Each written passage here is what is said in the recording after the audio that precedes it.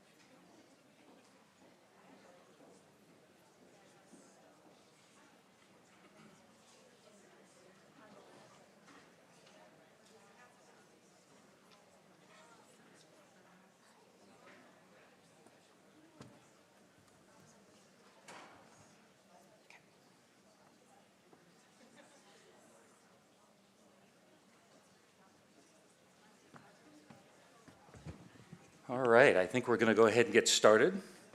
So good morning, everybody. My name is Scott Lanyon. I'm Vice Provost and Dean of Graduate Education, and this podium moves. I've just discovered. Just watch that.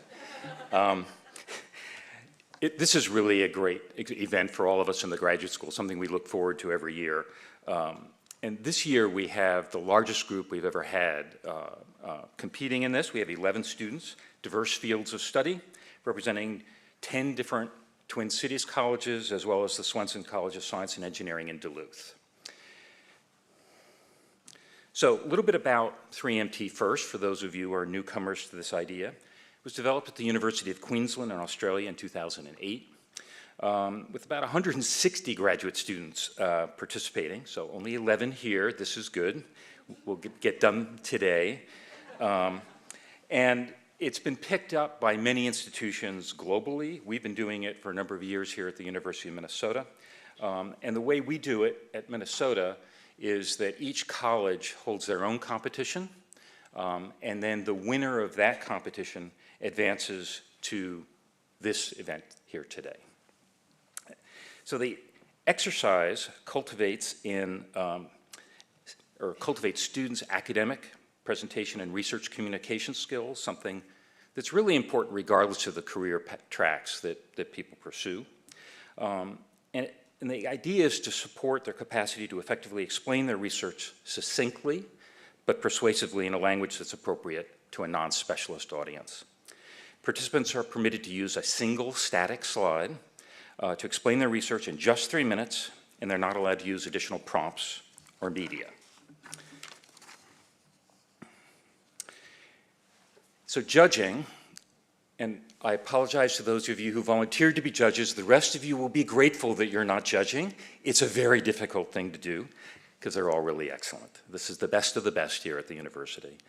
So they're going to score each student to determine the winner. And basically, this is on a number of criteria presented here. It's sort of comprehension of the research, presentation of the content in a way that it's accessible to a general audience, engagement of the audience, and enthusiasm for the subject and basic communication skills.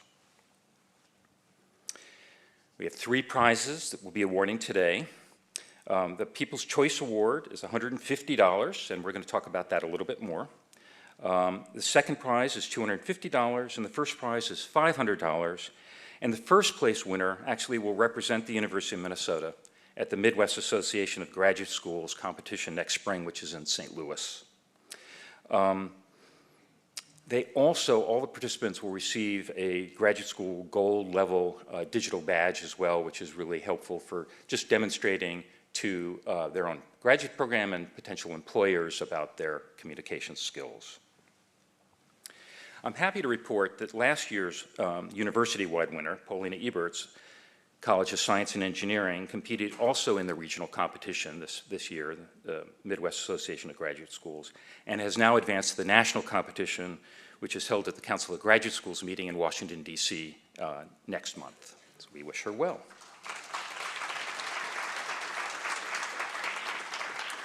So I'd like to introduce your judges today. I've asked each judge to introduce themselves and explain a little bit about their interest in being part of this event, and generally their view on the importance of developing effective communication skills. And our first is Dr. Hatice Bilcic Lim, from Clinical Program Manager, if you would. Thank you.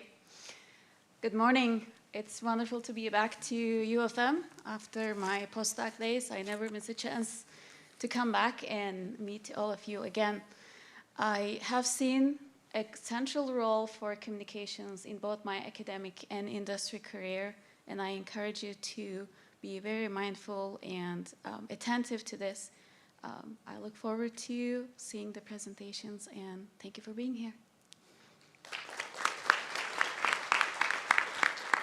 Our next judge is Dr. Jennifer Dale, Research Scientist 3, Public Health Laboratory, Minnesota Department of Health. Hi, everyone. I believe that effective communication skills, relaying your work to a general audience as well as your colleagues, is probably one of the most useful skills you could have. So I'm interested in seeing how everyone does today. Thank you. Our next judge is Dr. Alejandra Peña Gutierrez, Director of the Weizmann Art Museum. Hi, thank you for being here. I'm very excited to see you. I learned about this program and I thought, oh, this is so cool, so they invited me to be a judge. I think that it's always great to be able to excite people about what excites you. So that's why I'm here. Thank you.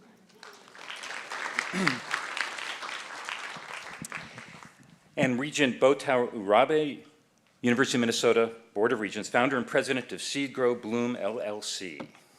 Good morning, everybody. I enthusiastically said yes because every day I get to talk about the brain power that we have here at the university. So what better way than to be here at this event? And as everybody has indicated, good communications is really essential for being able to communicate your concepts, ideas, and to explain how things work for you so that you can build relationship trust and be able to work together with others to advance things. So I'm delighted to be here and look forward to hearing from you.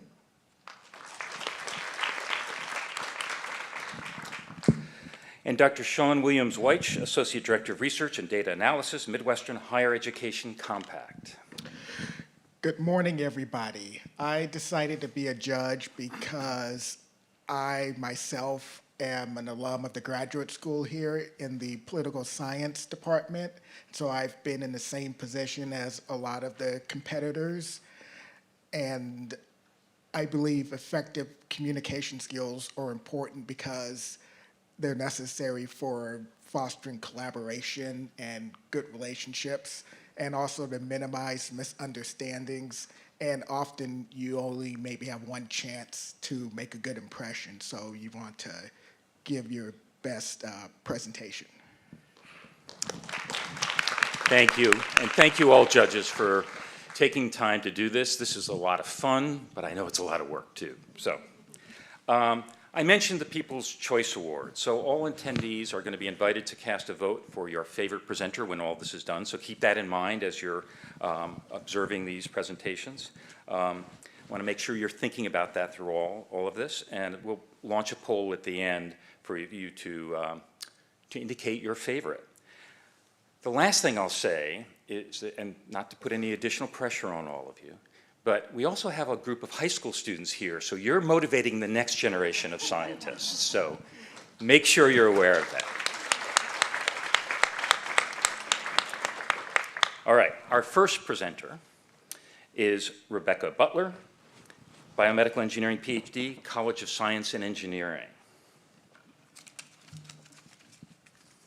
And when you're ready, just advance that slide. Okay.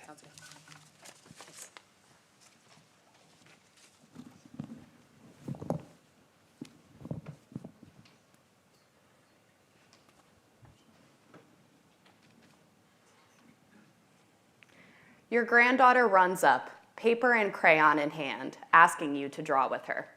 You hesitate, frustrated, knowing that as soon as you start reaching for that crayon, you won't be able to get your hands to stop shaking enough to grab it, let alone draw anything on a page.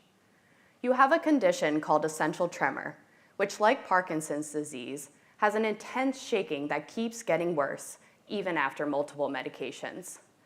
You decide to undergo brain surgery, in which 2 small electrodes are implanted deep within your brain and continuously send electrical pulses to try to stop your hands from shaking. Many visits later, your neurologist finally finds a setting that doesn't cause you to slur your speech or fall over, and it works. While before you were struggling to get pen to paper, you easily can draw circles and spirals with your granddaughter again. But years later, those same settings don't seem to work quite as well anymore. This story is common for 1 in 30 patients with essential tremor being treated with deep brain stimulation, or DBS. While we know that DBS can be effective at getting patients from shaking to spirals, there are still a lot of unanswered questions about what happens in that black box in the middle. My thesis aims to solve some of those questions and is based on a clinical trial for patients being treated with DBS for essential tremor. Using advanced brain imaging, I have created 3D models of 20 patients' brains that simulate how different pathways in the brain can be activated in response to DBS. Those same patients then participate in clinical trial visits over the course of 2 years in which we try different settings and track their symptoms using 6 different sensors. This trial has resulted in a large toolbox of brain models, sensor data, and algorithms, which I am combining to answer 2 main questions for my thesis. Number 1, what do we even need to target in the brain to stop tremor? By modeling these patients' brains, I am identifying exactly which settings can stop tremor and which contribute to side effects. And number 2, why does DBS lose its benefit in tremor patients? By tracking that data over 2 years, we have identified 3 main reasons for failure: poor implant location, disease progression, or tolerance to stimulation, and now I'm figuring out which one is most likely. Ultimately, answers to these 2 questions will be essential to more effectively and efficiently finding the best settings to treat patient symptoms, both now and later. Then, the next time your granddaughter asks you to draw with her, you'll know you can confidently reach for that crayon tremor-free.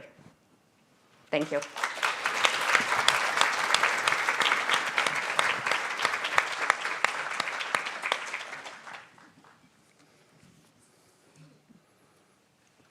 I failed to mention this. We will now have a minute or 2 as the judges are formulating their thoughts, so we'll just pause a bit.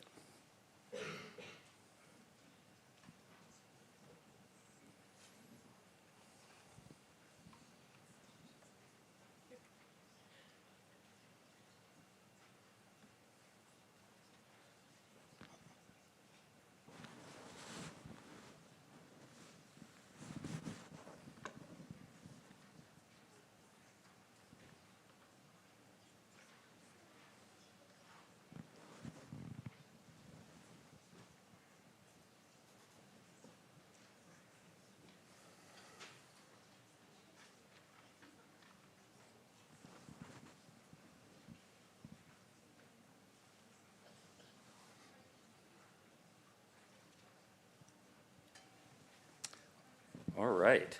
Our next presenter is Jenna Dick from the Medical School, Department of Microbiology, Immunology, and Cancer Biology, Medical Scientist Training Program, MD, PhD. Come on up.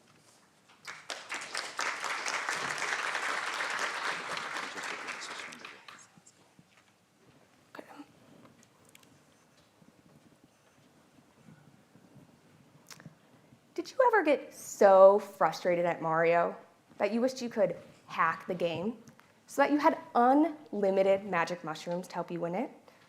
If you haven't played Super Mario Bros., it follows Mario as he attempts to rescue Princess Toadstool. Along the way, he comes across obstacles like this turtle and power-ups like this mushroom, which make him bigger and faster. Now I want you to imagine that instead of trying to rescue Princess Toadstool, that you're trying to save lives. And that instead of a turtle being in your way, it's a parasite. For my research, I study malaria, which is a parasitic disease that gets transmitted to humans via mosquitoes. Malaria kills 500,000 people yearly, and 75% of those killed are children. For children, it's like playing Mario without the power-up mushrooms. Their immune systems are less developed. It may surprise you to know that there is still no fully protective vaccine against malaria, and therefore it is critical that we understand how our immune cells respond to it to better develop vaccines. To this end, I study natural killer cells, or NK cells for short. NK cells are like the Mario in the game. They are immune cells that kill malaria. And we've found that there are a specialized type of NK cells called an adaptive NK cell, which kills malaria better. These are like the powered-up version of Mario. Now, if you've played Mario, you know that you like the power-up mushrooms to get to this version. But do you know how they work? Well, for the game, you don't have to. But in our case, for NK cells, we do. So we've taken samples from children with malaria to understand what their adaptive NK cells look like and how they function.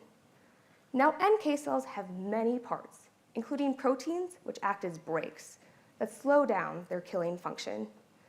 In kids with malaria, I've found that their NK cells have adapted to have fewer of these proteins, which is what we think allows them to kill malaria better. We are now testing this by genetically editing NK cells to remove these proteins. The next step is to understand how adaptive NK cells develop so that we can hack the body to make more of them.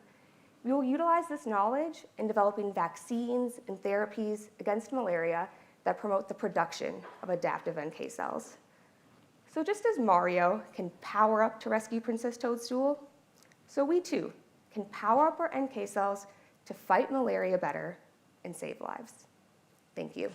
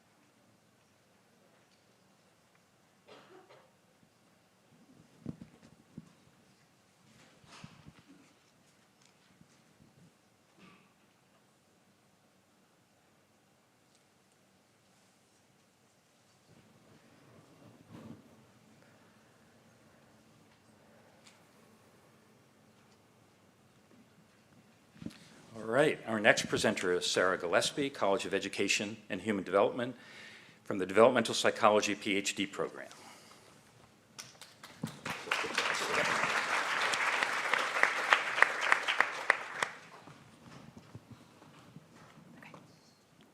In diverse democratic societies, high school students often need to learn more than reading, writing, and arithmetic to build strong relationships and feel a sense of agency in their communities. they also benefit from a deeper understanding of their own ethnic racial identity, like Hmong, white, or African American, which can be protective against racism for students of color and reduce racial bias among white students. My research aims to understand how high schools can promote this identity development and prepare students to thrive in diverse democracies.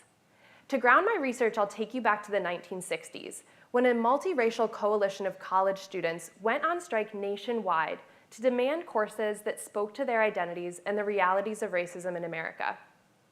Their strike led to the creation of the nation's first ethnic studies departments, and hundreds more have been created in the decades since.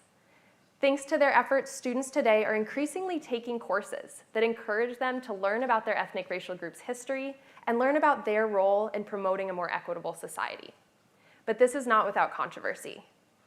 As you can see in this map, states around the nation have proposed legislation to either expand or ban ethnic studies classes. Many bans are based on the fear that these discussions increase racial animosity, while proponents of these courses see them as a way to overcome centuries of racism. As a researcher, I see policy change as an opportunity to bring evidence into this national conversation. For my dissertation, I partnered with Minneapolis Public Schools. In 2021, they became one of the first districts in the nation to require an ethnic studies class to graduate. To evaluate the effect of this policy, I surveyed students and statistically compared their attitudes and behaviors after taking an ethnic studies class to a control group of students who had not yet taken the course. Through this natural experiment, I hope to help other districts understand how these classes impact students. So what did I find? Compared to the control group, ethnic studies students had a deeper understanding of their ethnic racial identity. They were also much more eager to learn about others from different backgrounds. These students saw difference as an opportunity to learn and view diversity as an asset to our society rather than a threat to themselves. Ethnic studies students were also more active participants in their communities through civic engagement activities like joining clubs, signing petitions, and going to protests. Just like the original student protesters who launched the ethnic studies movement, young people today can become engaged and empowered citizens. Importantly, my results show that the effects were the same for students of color and white students.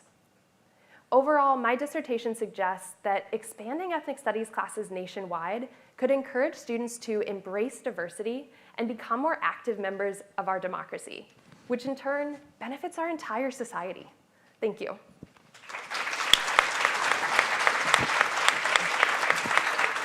That's okay.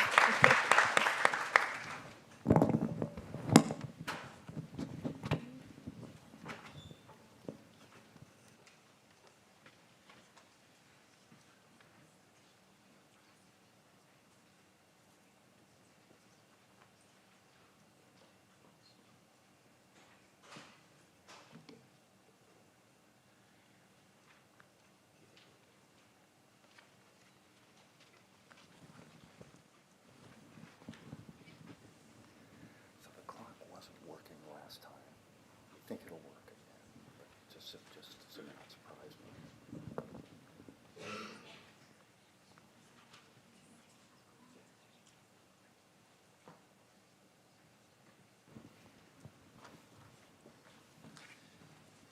All right. Our next presenter is Sherelle Liu, College of Liberal Arts, Psychology PhD program.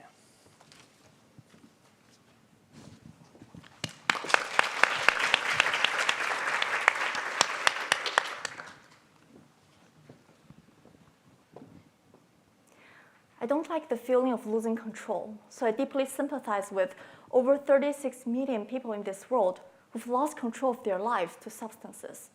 In other words, they suffer from drug addiction. I don't particularly enjoy changes either, especially if they stem from a difficult past and still negatively affect me. I'm afraid that they will just stay with me forever. Unfortunately, this is also another prominent feature of drug addiction. The brain chemistries and activities will change during drug use, and some of them can stay around for up to a lifetime. The consensus is that these changes are the biological signatures of drug use, and they cause persistent problems like high risk of relapse in many, but not all people with addiction histories. So I definitely feel their pain, and I really want to help. I study opioids using animal models. Opioids are highly addictive, and they are the most dangerous abuse drugs. Importantly, just like people, animals also exhibit a wide range of addiction severity. But the differences in the brains during drug use between those vulnerable and resilient individuals are very poorly understood. So we decided to uncover the brain mechanisms underlying such individual differences. We have 3 rat models to capture 3 chronological stages in human addiction. And then we compare the biological changes in the brains between those vulnerable and resilient rats. Remember at the beginning we said that drug use leads to brain changes, and those changes lead to addiction, right? Well, we discovered that that might not be exactly the case. See, our most unexpected and intriguing finding is that across our 3 models, we see most changes in resilient animals. It naturally begs the question, if all changes lead to addiction, then why do we see more in resilient individuals? Does that mean those changes, albeit associated with drug use, are not necessarily all bad? Our results indicate that changes in resilient animals might be the strategies their brains choose to use to combat addiction. These findings will provide us with a completely new perspective for treating addiction, which is instead of preventing or reversing changes associated with drug use altogether, we could enhance the ones that lead to resiliency. In my thesis, I'm thoroughly examining these potentially protective adaptations and turn them into our advantage. In the end, this journey reminds me that sometimes surprises and hopes exist where we least expect them, just like we can still find hope even inside the addicted brains. Thank you.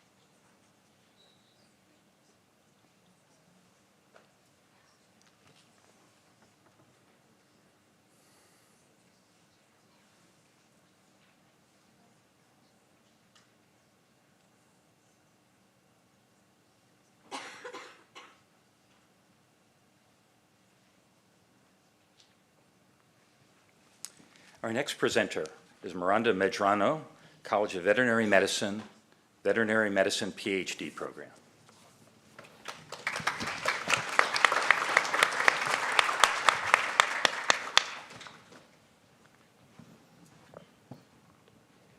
To begin, I'm going to tell a little story about the history of pigs in America. Pigs were first introduced to the continent by Hernando de Soto in 1539, where pigs were largely free-range and thrived with little human input, until the 18th century when the confinement of pigs in pens began. Throughout the late 1900s, the US swine industry would see an overall decrease in the number of pig farms, but an increase in the number of pigs per farm. And in order for this to happen, indoor facilities were necessary, as indoor pigs were easier to manage, meant less land use, less labor, and the opportunity to be raised year-round, especially in colder climates like Minnesota. By the 1990s, 81% of all US pig farms had at least one confinement building. Today, despite this increase of indoor pig farms, there are still some farmers who purposely raise their pigs with outdoor access. They do this for many reasons, including improved animal welfare, environmental sustainability, and the opportunity to sell locally through farmers markets and co-ops. Unfortunately, though, due to the fewer numbers of pigs raised with outdoor access, these farms have largely been ignored by the US veterinary industry, meaning that the health status of their pigs and their farming practices are fairly unknown. Which led to my research question: does raising pigs with outdoor access lead to an increase in disease frequency when compared to pigs that are raised indoors? To answer this question, I identified over 200 pig farms in Minnesota that raise pigs with outdoor access, sent these farmers a survey, and even visited a few of them to test their pigs for a few diseases. From this, I learned that one farm had as few as 4 pigs, and another that had over 500 pigs. I learned that nearly 1/3 of them had never consulted with the veterinarian. And for the farms that I tested, only 35% tested positive for a disease that is wreaking havoc in farms that raise their pigs indoors. The results of this survey suggests that outdoor pig farms do differ in their farming practices and the types of diseases that their pigs might encounter. This highlights the importance of veterinarians and the veterinary industry in addressing the specific concerns of outdoor pig farms, as keeping pigs healthy is important not only for the pigs, but also for the health of the environment, the farmers, and for the consumer like you, especially since pork and bacon should really be its own food group. Going forward, I plan on using mathematical modeling to identify specific farming practices that might lead to an increase in disease risk, so they can be targeted and changed to help decrease disease in the future. When all is said and done, the information gathered from this project will go a long way to ensuring the longevity of these farms and improving the pigs' health. And that is the big squeal. Thank you.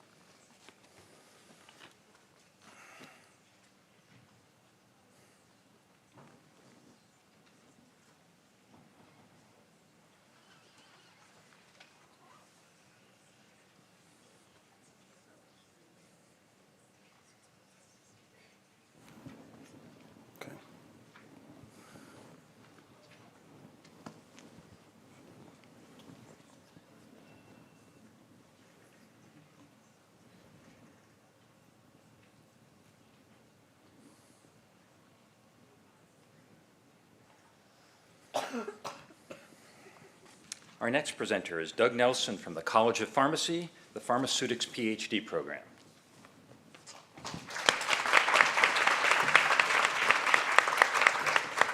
Hit this.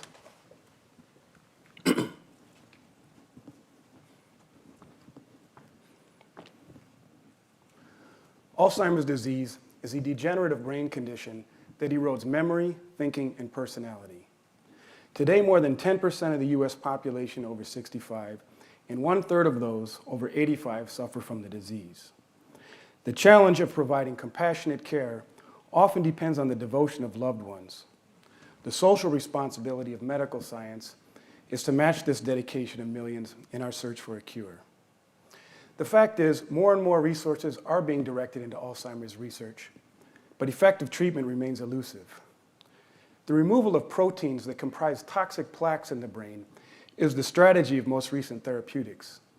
Unfortunately, they've shown limited ability to slow cognitive decline and come with significant risks. Another important but less studied feature of the disease is the accumulation of iron in the brain. Interestingly, we find iron deposits in the same location as dense plaque formations, and the degree of iron accumulation correlates to cognitive decline. This poses 2 questions that my research seeks to address. How does the iron get there, and what does it do? Healthy brain function depends on the reliable delivery of nutrients from the blood to the brain and the removal of toxins from brain to blood. Tight regulation of this traffic is carried out by a vast network of specialized tiny blood vessels, often referred to as the blood-brain barrier. The structure of the blood-brain barrier is comprised of endothelial cells, which are surrounded on the outside by important supporting cells called pericytes. Not to be confused with parasites, pericytes regulate blood flow and many key functions of the blood-brain barrier. But this barrier and transport system breaks down in Alzheimer's disease, and among the first signs of this vascular dysfunction is the degeneration of pericytes. We have found that pericytes control expression of genes in the endothelial cells which regulate iron trafficking.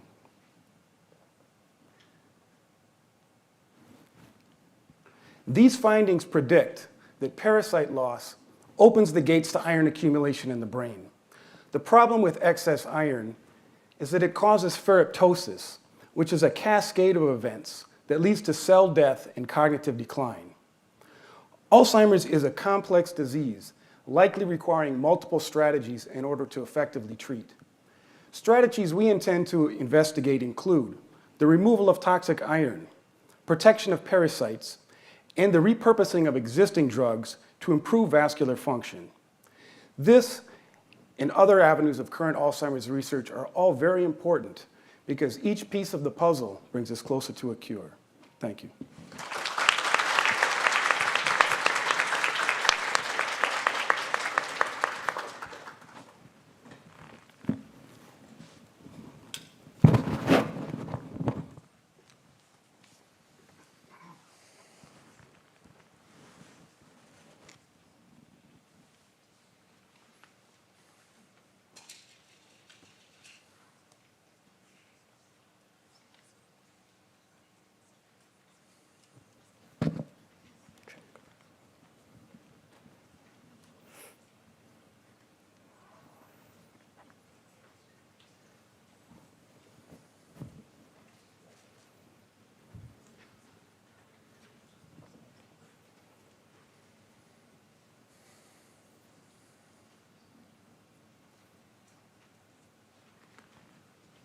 Our next presenter is Kaushik Sampath, College of Food, Agricultural and Natural Resource Sciences, Department of Bioproducts and Biosystem Science, Engineering and Management.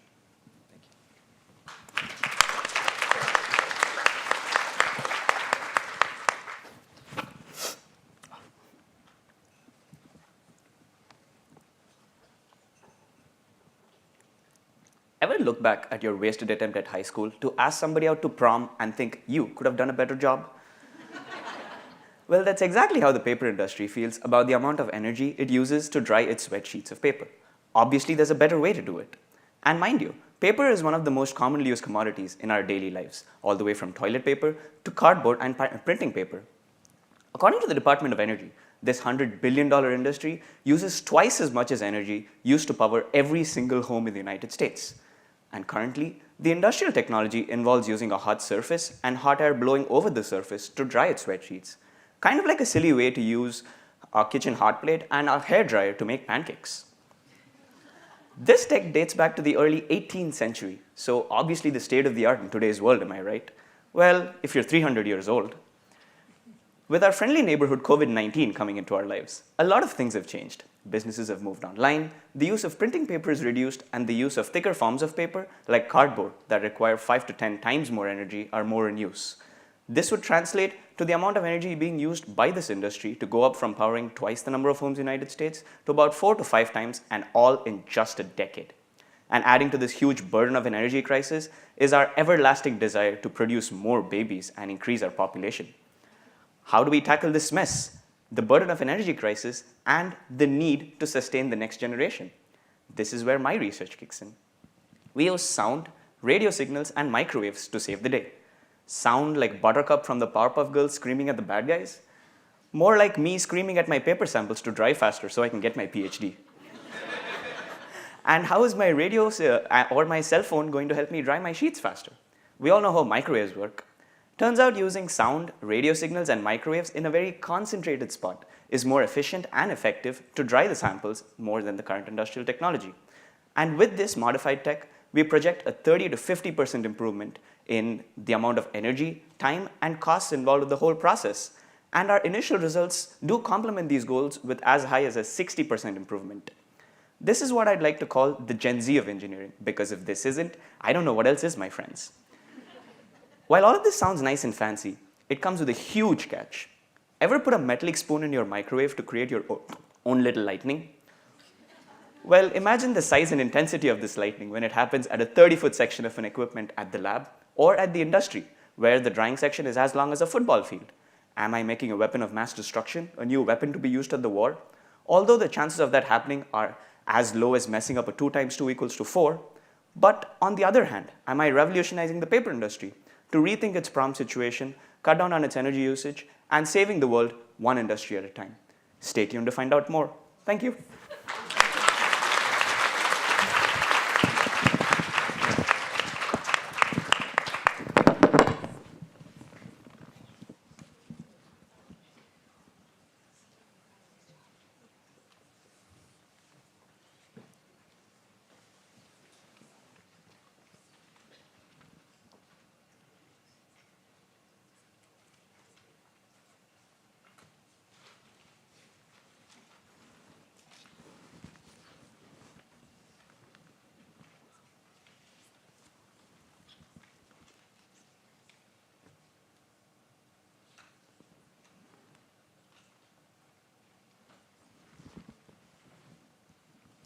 Our next presenter is Arun Shekharabi, the School of Dentistry, Department of Oral Biology.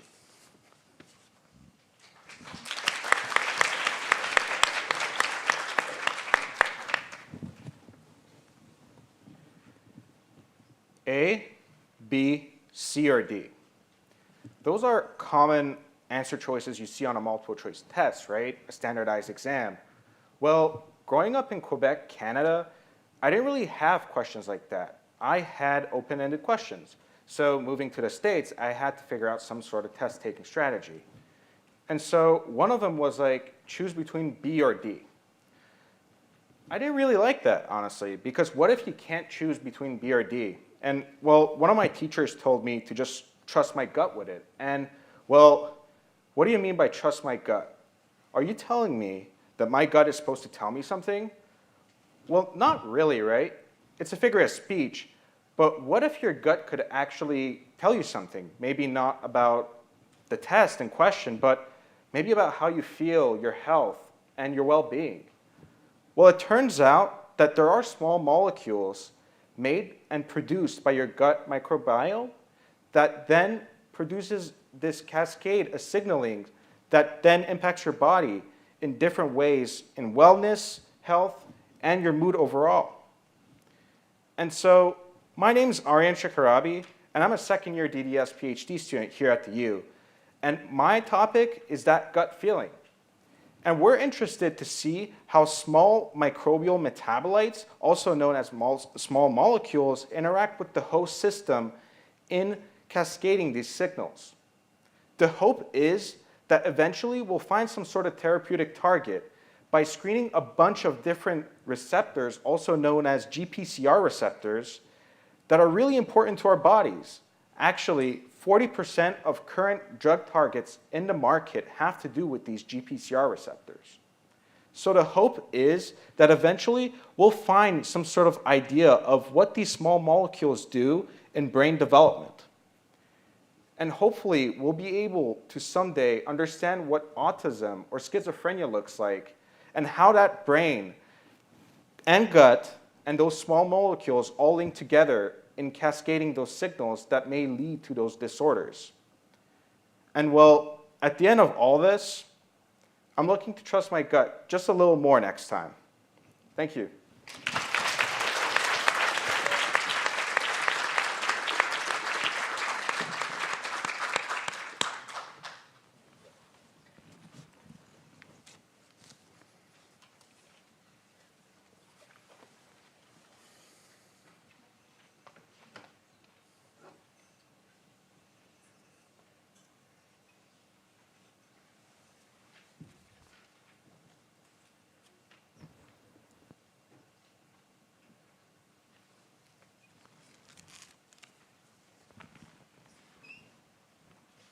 Our next presenter is Anuj Kumar Singh, Swenson College of Science and Engineering, Chemistry Department at the University of Minnesota, Duluth.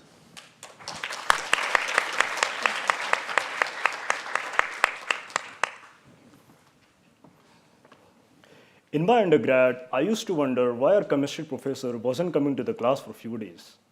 After a while, we found out that he had cancer and is getting a treatment called chemotherapy, which caused him to lose weight, and he became very weak. We all know that chemotherapy has a lot of tough side effects, but why do we still use it? Can we have a better option for the cancer treatment without this harsh side effects? That is what I'm researching. In my work, I aim to develop non-toxic alternative to these medicines to make cancer treatment more safer and more efficient. So using organic chemistry, I prepared my own anti-cancer compound, which is derived from the already FDA-approved drug called nucleosamide, which targets the mitochondria, the powerhouse of the cell. And it has been reported that a high dose can be tolerated, and it is very safe to use this drug in both humans as well as animals. So what's the problem? The problem is absorption in the body. If it is not absorbed in the body, it's not going to go and reach to the cancer tumor target. So imagine nucleosamide is a special ingredient in a recipe that you are cooking. And this special ingredient is like a hard rock, and it won't dissolve when you're cooking. So when you taste your food, could you really enjoy the flavor of this special ingredient? Obviously not. So suppose I'm a skilled chef, which I'm not. I figured out how to convert this hard rock-like ingredient into a powdered form so that it can blend easily in the recipe that you are cooking. Similarly, for the nucleosamide, I tried to change the structure and by carefully designing it in the lab so that I can increase the solubility of the compound, so that I can increase the absorption in the body, and thereby it is readily available to the cancer tumor target. But our work doesn't stop here. Further, I tested my compound in the breast cancer cell line, and what I found that my compound has more potency as compared to the original nucleosamide drug in the market. But remember, this testing is outside the living body. So with this excitement, we went to the next phase of testing, and now it is inside the living body. I administered my drug into the mice to evaluate how well they tolerated it and to monitor any potential side effects of my compound. And what I found that my compound didn't cause any significant weight loss or behavioral changes, and based on these results, it definitely shows the potential to be a game changer in cancer therapy. I'm really excited for further testing and hopefully human studies as well. I'm really thankful to my undergrad professor, who is now a cancer survivor, and his journey motivates me to make this world a beautiful place where people can be happy even facing something as challenging as cancer. Thank you so much.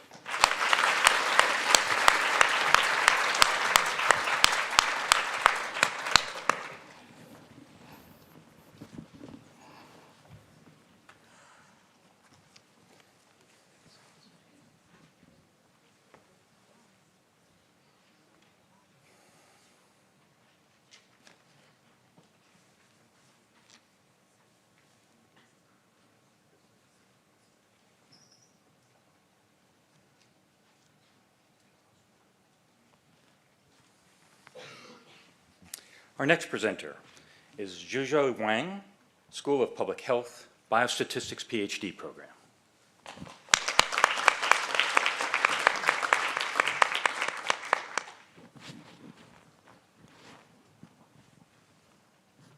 Hello, everyone. Did you know 4 in 10 of us? Oh, sure. Hello, everyone. Do you know 4 in 10 of us approximately will develop cancer in our lifetime? This staggering statistic is daunting, but change is possible. My research on decoding cancer's hidden patterns will enhance cancer treatments and improve the recovery rate. The very key research question in cancer treatment: what are the relationships between different cancers at different molecular levels? Now, if you look at the screen, the 3 colors horizontally represent different cancer types: brain, lung, and stomach. The 3 shapes vertically represent different high-dimensional molecular factors for cancer identification. The missing piece in current research is that none of them considered this very important factor called somatic mutations in a comprehensive way across all types of cancers and molecular levels. Somatic mutations are changes in our DNA after birth that disrupt our genes. Why is this missing piece so important? Different cancers are treated by different methods, but many arise from the same somatic mutations as the underlying cause. By factoring in somatic mutations, we'll be able to uncover similarities across cancers and leading to better treatments. Modeling this important factor comprehensively is a primary contribution of my work. To this end, I use public data from the Cancer Genome Atlas, over 10,000 cases across 33 cancer types. I've developed new machine learning and statistical models and easy-to-use software. The result? We did identify shared mutations across cancers, and using this information, we improve the prediction accuracy of the state-of-art models by 60%. The goal of my research is to enhance our understanding of cancer biology and lead to better treatments, ultimately helping patients in the future. Thank you.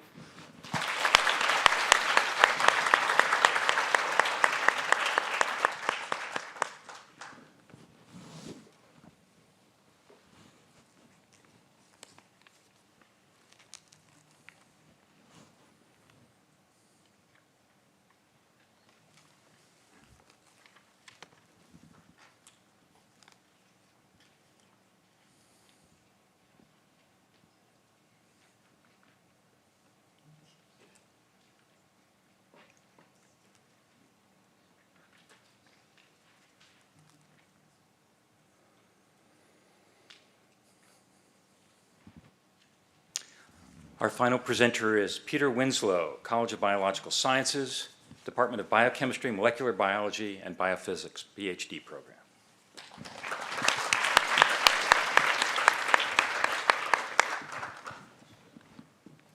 Remember Jurassic Park?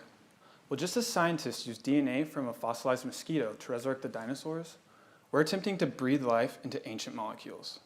Today, I'm taking you on a journey back in time to an era beyond the dinosaurs, to a time where biology as we know it is yet to exist. We're delving into the fascinating world of the origins of life and the birth of the first protein. Welcome to Primordial Park. Proteins are molecules that are made out of chains of chemicals called amino acids. They carry out all of the vital functions in biology. In order for there to be life, there must first be protein. Unfortunately, we can't just revive them like in Jurassic Park. There's no fossils, but in our lab, we have the next best thing. In nature, the birth of the first protein was a numbers game. Trillions of possible combinations of amino acids coming together to eventually form a protein, like the ultimate protein lottery. In our lab, we use a revolutionary technique called mRNA display to greatly increase our odds of winning this lottery. Think of it like high-speed dating for molecules. We chemically generate trillions of random 80 amino acid long proteins and screen them to find the perfect match for a specific function.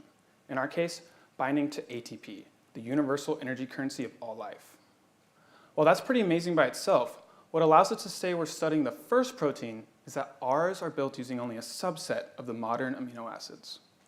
All of today's proteins use the same 20 amino acids, but we know that it was not always this way.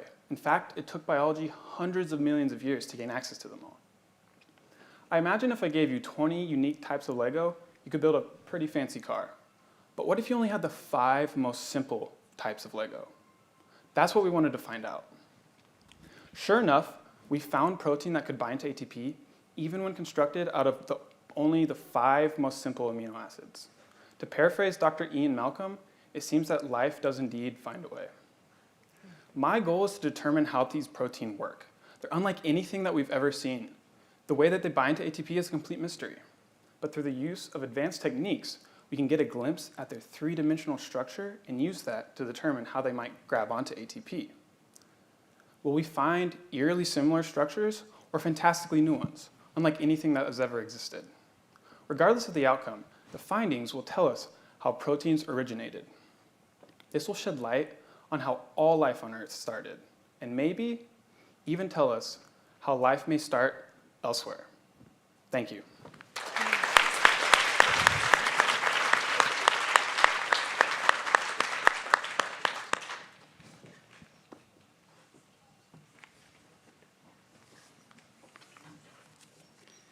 A round of applause for all of our presenters.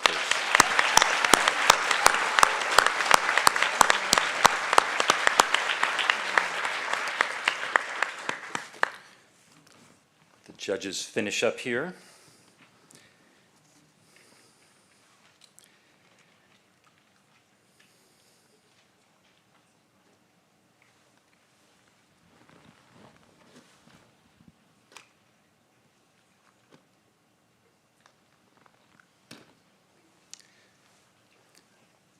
So the judges are going to take about probably 15 to 20 minutes to fight it out, to decide who the winners are. Before they do that, there are just a couple other things I want to mention. Sort of what is it that you just saw and what is its relevance? First off, it's important to recognize you just saw 11 presentations. There are 7,000 graduate students at the University of Minnesota, right? Just to give you an idea, this is just the best of the best, but it's also just sort of a sampling of the kinds of research that takes place at the university thanks to the work of graduate students. That's number one. Number two, so this seems a little bit unusual kind of a presentation, this 3 minutes static slide. It really isn't. Think about this. You all, certainly our graduate students, will many, many times throughout the course of their life be in a situation where they might be in an elevator for like 30 seconds with somebody who's really important that they want to convey the importance of their work. And as you heard, these are complex ideas. The ability to convey complex ideas quickly to an audience that is unfamiliar with that subject matter is really, really critical. No matter what your expertise is and what you hope to do in your life, this is an example of a really important skill for all of us. So, again, thank you all for coming. We have probably 15 to 20 minutes before the judges come back. There's some coffee, tea outside. Encourage you to chat amongst yourselves and make sure you're back in 15 to 20 minutes. Oh, Molly. People's choice. Do I have that slide? Oh, yeah. This is why the important people know what's going on in the world. So yeah, use your electronic device, go to that site, and enter in your vote for People's Choice. Thanks. Thanks, Molly.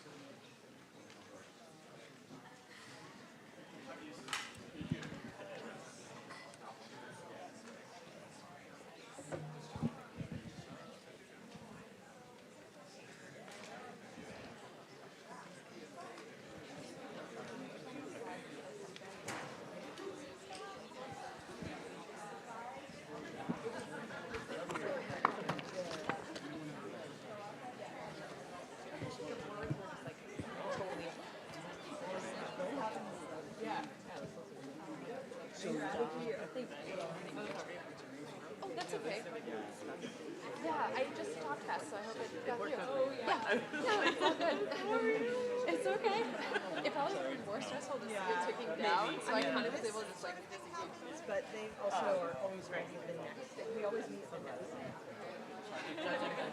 Yeah, I entered this room.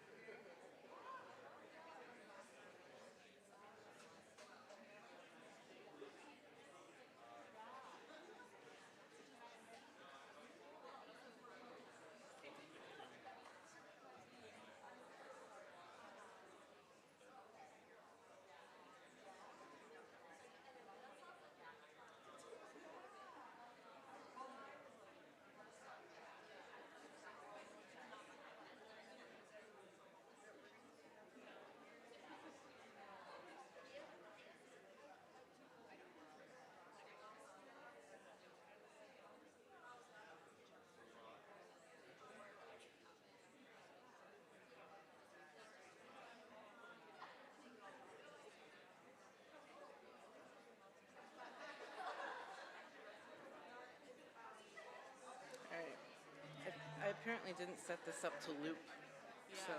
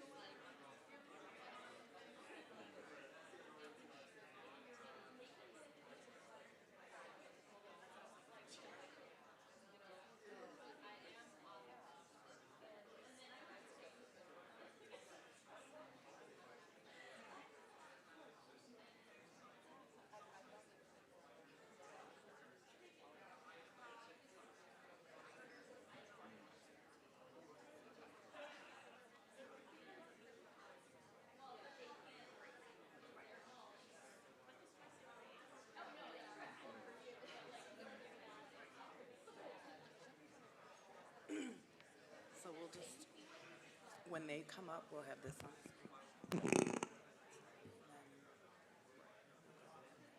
I'm pretty sure he's going to be his choice. Humor. That's good. Also, but then there's the other one, the guy from Duluth. Really, the guy from Duluth. Yeah. Really, really close. Okay. So that brings up the question I've always had, and I was actually I forget. So Duluth for people Online. So the number of people That are voting. that vote. So Yes. I don't know. But I worry about as somebody I mentioned it to Kate. She reminded me that most voters, people's choice is actually one of the ones that the judges choose It is. anyway. It is, yeah. So Yep, it is. I think this one's good. We'll see. For the life of me, I cannot alphabetize right now. Okay, and wins one. I'll leave you to it. Okay.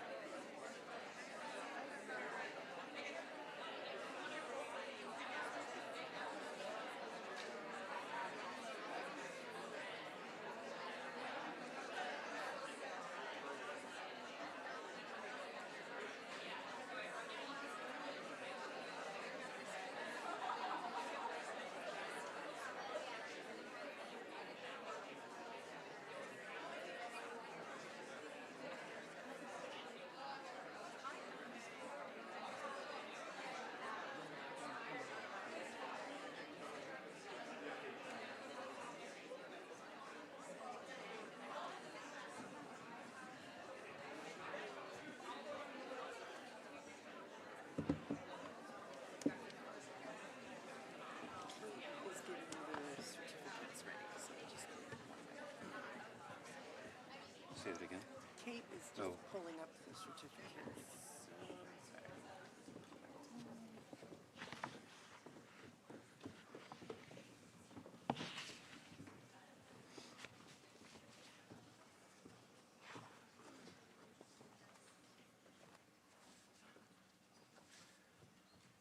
So we have awards to give, but before we do that, I also want to just hand out certificates to everybody who's participated. Again, they all have a gold badge, digital badge from the graduate school. And before I do that, just another round of applause. These folks.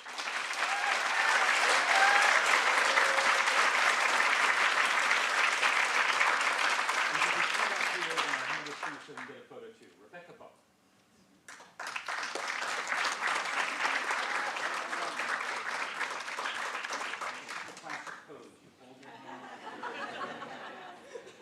This is what you learn when you're an administrator.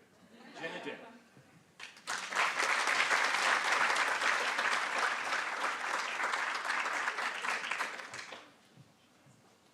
Sarah Gillespie.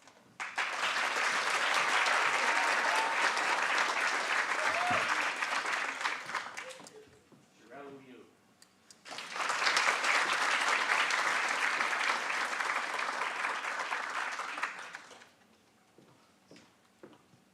Miranda McDron.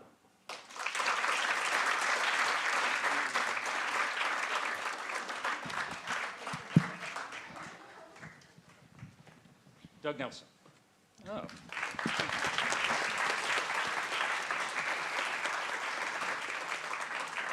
Apparently I wasn't using my classroom voice. Kushik Sampath. So many things.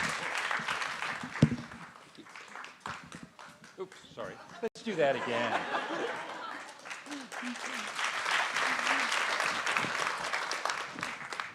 Aryan Shekrabi.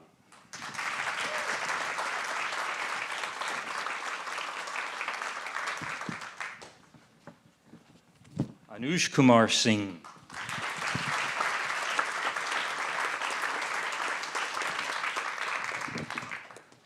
Zhuzhou Wang.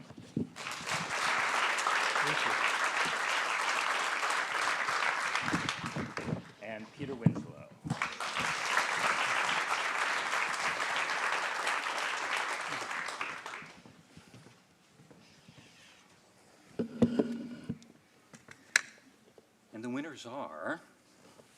And the winners are Anuj Kumar Singh for People's Choice Award.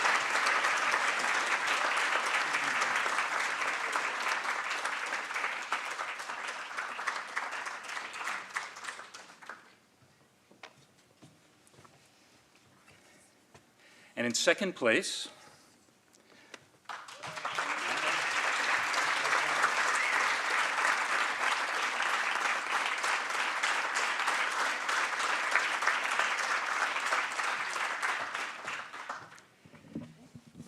and in first place, we have Kushik Sampath.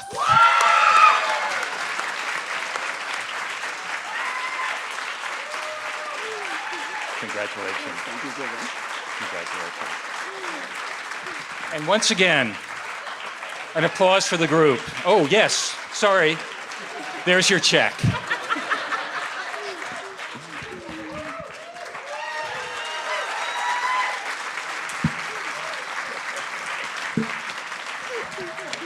Great job. Thank you so much. And with that, make sure you come back next year. We'll be doing this again. Here, let me grab that for you. I got that. Thanks all for coming. This is really great. Really appreciate it.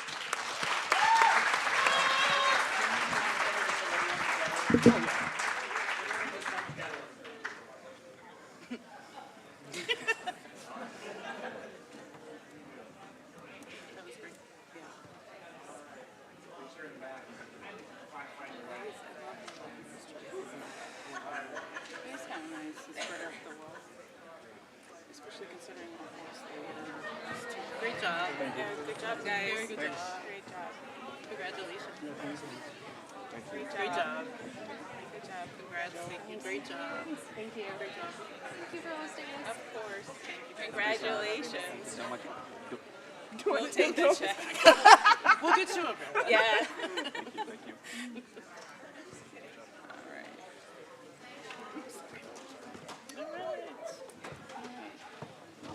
Skippy. Okey-doke. Hi. Hi. I'm so happy he got first. He was so good. I was kind of surprised he didn't get People's Choice too. It was very close. Was it? It was like Okay, 1 neck and neck. percentage point. Okay.